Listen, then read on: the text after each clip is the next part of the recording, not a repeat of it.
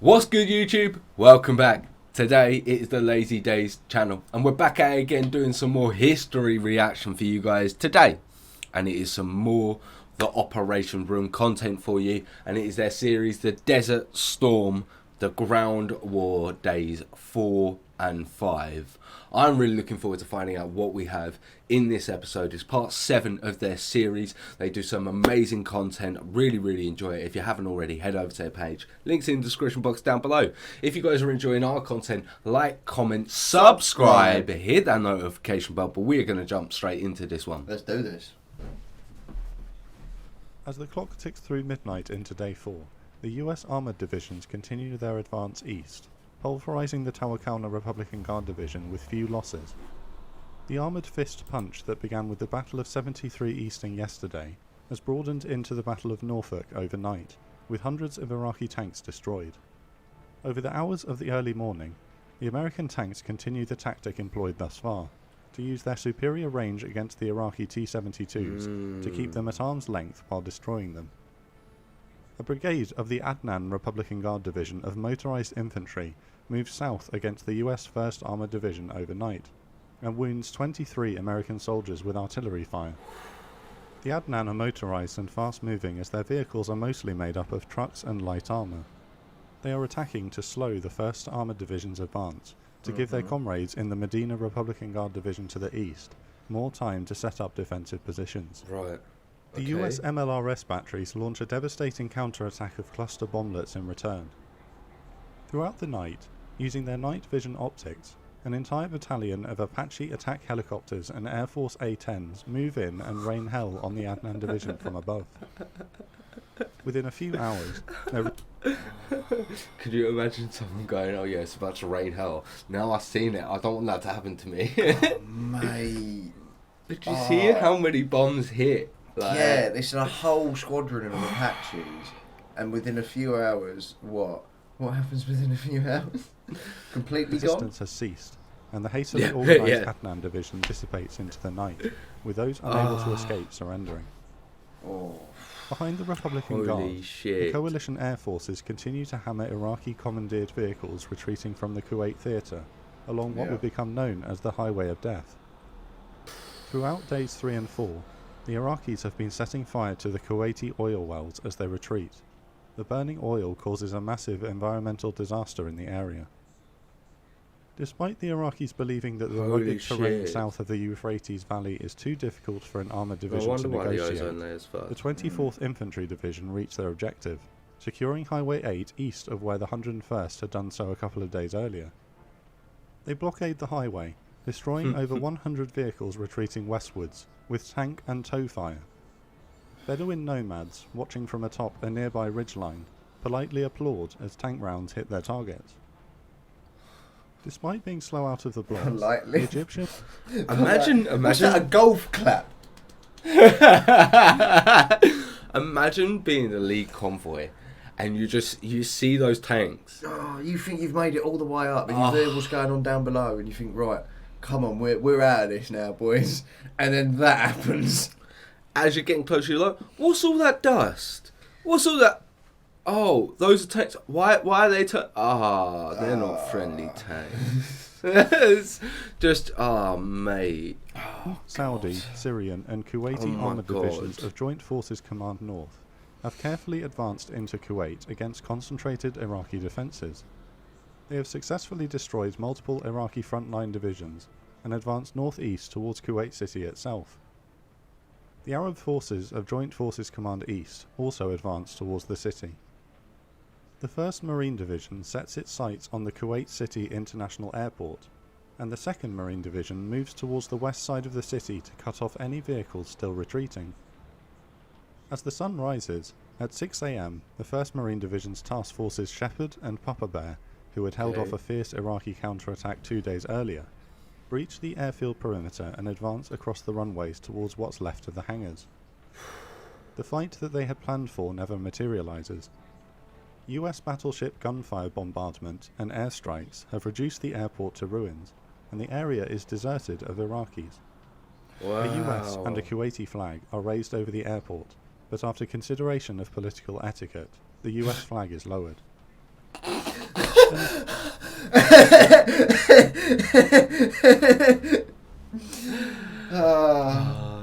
So funny. Or also, someone mentioned in the comments of the last video, it's not United Nations. It's not the NATO or the United Nations. It's like a united coalition of separate things that the US built together for this one situation, I assume. Creating excellent political awareness, General Schwarzkopf orders all US Marines to halt their advance into Kuwait City itself. Wow. He knows how important it is to the people that Kuwaiti forces advance into and liberate their own capital. At 9 a.m, Kuwaiti troops enter the suburbs of their beloved city. With the liberation of Kuwait City in sight, the other coalition war goal, to eliminate the Republican Guard as an effective fighting force in the region, is ongoing. With the battle for Objective Norfolk ongoing to their south, at just after midday, the 2nd Brigade of the US 1st Armoured Division edged forward in the haze towards the Medina Republican Guard Division. With the Tawakalna nearly finished off, and the Adnan Republican Guard Division swept aside earlier, the Medina Division are now the last organised force to stand up to American armour. Really? Behind the Medina lie 7 Iraqi logistics sites for the Kuwaiti theatre. To the rear and left of the US 1st Armoured Division is the 3rd Armoured Cavalry Regiment of 18 Corps, trying to catch them up on the outside with the 24th Infantry Division. Poor positional coordination between 7 and 18 Corps results in gunners from the 3rd Armoured Cavalry mistaking the rear of 1st Armoured for Iraqis. A brief friendly fire incident results in 1 American killed. With ongoing airstrikes harassing them, the Medina have been slow and disorganised in arranging their defensive line. Some units are still pointing southwest, expecting a coalition thrust from the area of the ongoing Battle of Norfolk in that direction. As the 348 Abrams tanks of the 1st Armoured Division approach from the west, the Iraqi troops are using the false safety of overcast rainy weather to eat a lunch of rice and tomatoes with a distinct lack of onions outside of their vehicles. In a similar tactic to the Tawakalna Division yesterday, the Medina's... How was that TL added? Is there no... Go, but I want to hear that again. Without onions. They found the onions in the trucks? Is that what they're referring to? The lack of onions. Is that what they're referring to? That's a very good one. I like that. I think they blew up the truck. Yeah. They found the onions.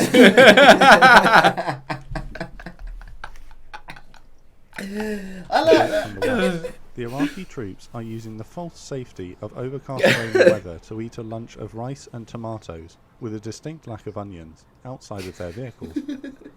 In a similar tactic to the Tawakalna Division yesterday, the Medina's tanks are waiting on the other side of a small hill, ready to hit American tanks as they crest it. But they've made a critical error. They have failed to verify their exact distance to the crest of the hill, and are entrenched out of range of it with their T-72s. As the American tanks in the centre and left flank crest the hill, their commanders begin to pick out targets through their thermal imaging sensors in the murk. At 12:17 p.m, the first rounds rip into the unsuspecting Iraqi T-72s. The American commanders... Imagine eating your food and no then onions. and then just the tank next to you blows up. Steve? I guess I'm not eating. Well, there's lunch. That's it. You imagine a bit of Steve lands into your lunch. Just, dessert. Is that a toe? to calculate that they are beyond the range of the enemy tanks, and so halt on the high ground. The Iraqis, scrambling into their tanks, helplessly return fire at the muzzle flashes in the mist, their rounds falling short of the American line. What a balls way! The engaged elements of the 1st Armoured Division simply sit there picking off Iraqi tanks and armoured vehicles with impunity. Wow. The Iraqis desperately call in artillery support, but the rounds fall behind the front line of Abrams tanks. Without any real way of knowing where the rounds are landing, the artillery continues without correction and misses. The 75th Field Artillery Brigade and the 1st and 25th Field Artillery Regiments respond. Using artillery acquisition radars, the US artillery is able to detect the firing of an Iraqi artillery piece, pinpoint its exact position, and return counter-artillery fire on it before the Iraqi round has even landed. What? In just a few minutes, 2 entire artillery battalions of the Medina division have been wiped out, and the US artillery can focus its attention on the Iraqi armour. Oh my god. That's To their north, insane. The 24th Infantry Division begin a similar attack on the Jabbar and Talil air bases, defended by the significantly weakened but spirited Nebuchadnezzar Republican Guard Division. 40 minutes after the battle began, the Medina's right flank has been completely destroyed, and the right flank of the American force is just beginning to smash into the Medina's left. In this sector, many Iraqi tanks are pointing southwest. The nearest tanks are destroyed before they can even rotate their turrets towards the Americans. Those that do fire back find that they are again outranged. Scrambled air power is now arriving to expedite the destruction. Apache attack helicopters come to hover just behind the front line of Abrams and Bradleys. They launch Hellfire missiles over the heads of their comrades into the... I never thought I'd see overkill in a video before. This series has just been overkill after overkill, with a bit of that solo flight, and then just overkill and more overkill and more overkill. This is just like the Navy getting destroyed. You're wiping out literally a country. Is what you're doing. You're just wiping them out just to show a force. Well, like they said, they want to cripple the. They want to cripple it. They want to cripple the Iraqi potential of warfare in the region, and that's what they've done. They've just gone, we've got a bigger one, and we're gonna destroy you. Like literally. It didn't end very well, though, did it? Ground forces. In the midst of the carnage, General Franks, commander of 7 Corps, flies to visit Major General Griffith, commander of the 1st Armoured Division. However, the pilots of his helicopter get lost, and they fly over the Iraqi line. His helicopter flies from the Iraqi lines towards the US line. Is he going to get hit? With his Black Hawk equipped with stub wings and external fuel tanks, in the mist they could easily have been mistaken for a similar-looking Iraqi Mi-24 attack helicopter. It's a miracle that neither Iraqi nor American air defences opened fire on it. The battle would become known as the Battle of Medina Ridge. Oh my god. It lasts just 2 hours, during which 186 Iraqi tanks and 172 armoured vehicles are destroyed. 4 American Abrams tanks are lost. After-action reports conclude most likely to Iraqi tank fire, but that friendly fire by the Apaches can't be ruled out. After the war, basically, Colonel Montgomery... It's either a couple of Iraqi tanks have got lucky and got some shots on, or friendly fire. You're just shooting yourselves. Yeah. And it seems to be that I'd imagine it's a how mixture many of both. instances have they had with the friendly fire? I think we've seen 2. I think there's more than that. I think there's like 3 or 4, isn't there? I think there's only 2 I can remember. So last episode we had it where the boys got shot from the tanks in the rear. Yeah. And we said that we'd be fuming. Yeah. That's the only one I can remember. And then this situation. He's had a few in here as well. 1 in here. I've only seen the 1 in this one. Right, okay. Yeah.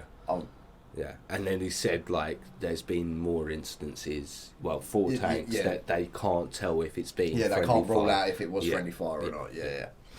But there's been 2 guaranteed friendly fires. The commander of the 2nd Brigade of the 1st Armoured Division would pay tribute to the bravery of the Medina Republican Guard Division. These guys stayed and fought, he said. In the afternoon of day 4, both the Tawakkalna and Medina Republican Guard Divisions are now effectively destroyed. The Adnan, Nebuchadnezzar and Al-4 infantry divisions are routed and retreating. The avenue to the coast is now open, and the race is on to cut off these 3 divisions and the Hammurabi Armoured Division before they can make their escape north of the Euphrates. Airstrikes involving A-10s and 4 Apache battalions of the 101st Airborne are directed against all of them to try to slow down their retreat until 7 and 18 Corps, now struggling for fuel with the very long supply routes from Saudi Arabia, can arrive to destroy them. The bombing and killing is merciless on the retreating and disorganised Iraqi forces, both in eastern Iraq and at the Highway of Death. Merciless. General Schwarzkopf and President Bush in Washington agree that to continue the killing for the sake of killing risks the coalition losing moral authority on the world stage, not to mention the psychological effects on their troops in the merciless killing of those who can no longer fight back. They begin to discuss and prepare for a ceasefire. No, they're getting In the ready meantime, to stop. 7th Yeah, and it's 18 what they've been Corps doing in continued to emergency chase killings, east haven't they? towards the coast, attempting to envelop enemy divisions. Further south, having completed their objectives ahead of schedule in the afternoon, 7 Corps Commander General Franks had planned for the British 1st Armoured Division to head northeast into the area of the fleeing Republican Guard. But after another friendly fire incident this morning, where gunners from the Queen's Royal Irish Hussars were wounded by tank shells of the US 1st Infantry Division, he makes a for political fuck's call. sake. More British troops have regrettably now been killed and wounded by US-friendly fire than by Iraqis, and parading the British 1st Armoured in front of the exhausted 1st Infantry. Oh my god. Okay. Okay, I'm gonna say nothing. We're gonna go back 5 seconds and we're gonna play the video.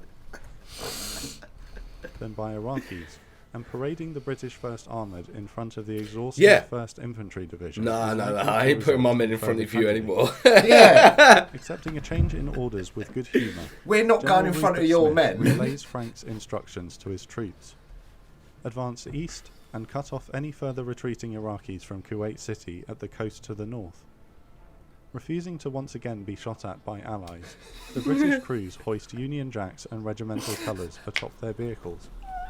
Like their predecessors, He's come over the radio and gone, boys, give them the fuck you. Just give them the fuck you. Alright, lads. And they're just like, everyone comes out. This is how you raise a flag, boys. Literally. Just, and as they're coming up to the Americans, you see it? You see it? Don't. See? This is us. Yeah. Oh, Jesus Christ. I love our humour no matter where we are or That is situation literally it. we're It's in. like, put the Union Jacks up, lads. like their predecessors in North Africa, the desert rats rate across the desert, thousands of flags fluttering in the wind. That would have been a sight. The US Air Force anyone had sees sent any off pictures guard of for a that, special mission let us know. Let us Yeah. know and put it in there. It if was you their can. intention to dispatch F-111s to Baghdad in a final attempt to kill Saddam Hussein himself. But the war is coming to an end far sooner than anticipated. On Wednesday afternoon, a C-141 delivered a pair of 4,700-pound GBU-28 bunker-busting bombs, which Okay. are swiftly loaded onto the aircraft and sent out. Bunker busting. The GBU-28s have Saddam been must crash be in a developed bunker. over the Yeah. last 6 months. The two delivered are still warm to the touch from the molten explosive material poured in by the armourers in Florida just hours earlier. At 8 p.m, the two F-111s scream over a bunker complex northwest. Imagine being this pilot. Imagine being this. Sorry. It was finished welding 2 hours ago. Just a few hours ago, they were just putting it in. Just a few hours ago. So do you know what's going to be like when I'm going at like, however fast it is with the G-force, rocking the? Is this all going to be stable? It's a cold day. How you keep your hands warm? Bunker bus has just been loaded. Oh. To Baghdad and drop their large bombs. The first misses, but the second penetrates into the underground bunker system and kills everyone inside. It turns out that Saddam was not present. While the F-111s were en route, General Schwarzkopf leaves his war room to host a press conference to the world media. For the first time, he explains. So the first one missed. The second one Killed everyone. proves that it's a buster because it's cleaned everyone Yeah. out. But how do you then confirm that he was in there? That he wasn't in there. Yeah, or how do you confirm that he was or wasn't in there after? Because I'd doing imagine he's come onto the National Guard of Iraq's TV to fair play. say I'm not dead. Keep doing what you're fucking doing, like a tyrannical leader would. Explains the coalition's war strategy and progress up until this moment, and reports that the gates are closed to Iraqi forces retreating north. As the coalition ground forces are still racing east to try to cut them off in time, what he means is that he believes that air power alone is slowing the retreat fast enough that 7 Corps will eventually get there in time. Unfortunately, this isn't the case, and the Adnan, Nabushadnezzar, and Al-4 divisions and the remnants of the Medina escape over the Euphrates throughout the night. Okay. 7 Corps continues east into the following morning, destroying straggling units, seizing logistics areas, and rounding up prisoners of war. At 8 a.m. on the 28th of February 1991, the fifth day of the Ground War of Desert Storm, a cessation of hostilities order is sent to all coalition forces. The Gulf War is over. Over the coming months, after the euphoria of victory wears off, questions will be asked about the decision to cease hostilities so soon, and whether the imagery of the slaughter south of Basra and the Highway of Death would have been worth the strategic war goal of destroying the Republican Guard for good. But the primary war goal for the 35 nations and the Highway of Death would have been worth the strategic war goal of destroying the Republican Guard for good. But the primary war goal for the 35 nations that mobilized against Saddam Hussein was to rid Kuwait of Iraqi forces. Thanks to an elite display of generalship by Coalition Commander General Norman Schwarzkopf and the hard work, dedication, bravery and sacrifice of the armed forces that stood together, the Kuwaiti flag rightly flies over Kuwait City.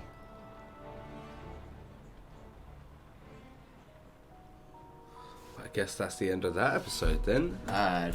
One more episode to go in this series, it looks like, and I am definitely looking forward to finding out what that is, aren't you? Yes. Yeah, because that ground invasion was just insane. That was absolutely ridiculous, outrageous. I'm really interested to find out as well some more information about this. So if you have any more series or any more suggestions, please let us know in the comments box down below. If you guys are enjoying our content and looking forward to our future reactions, then like, comment, subscribe, hit that notification bell, but we will catch you in the next video. See you in a bit.